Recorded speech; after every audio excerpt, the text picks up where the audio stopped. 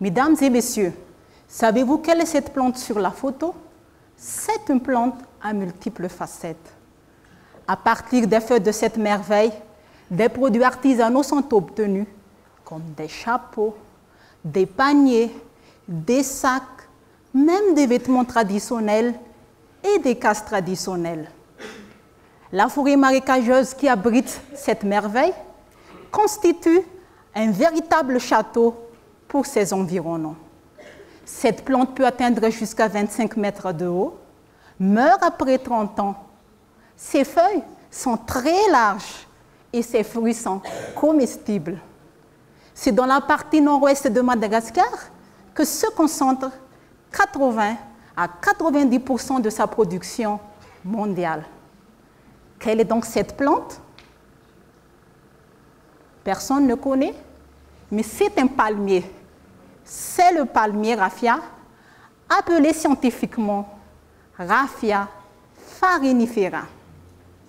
Dans son milieu naturel, elle est fortement exploitée parce que beaucoup de villageois vivent aux dépens de ces matières premières. Une fois elle disparaît, le milieu s'assèche, plus d'eau, plus de matières premières. L'objectif de ma thèse est de connaître les caractéristiques écologiques des zones à raffia dans la région Bouéne et de démontrer les pressions qui leur pèsent pour remédier tous ces problèmes.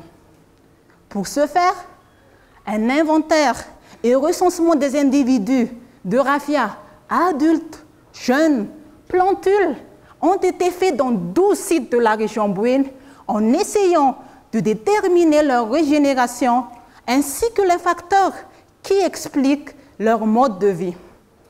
Aussi, des enquêtes ont été effectuées auprès des populations locales. Mes résultats montrent que les raffias sont en danger parce que les pieds adultes sont plus nombreux que les plantules. Leurs habitats sont détruits à cause de l'érosion, l'abattage, l'exploitation sauvage et même le cataclysme naturel comme le cyclone.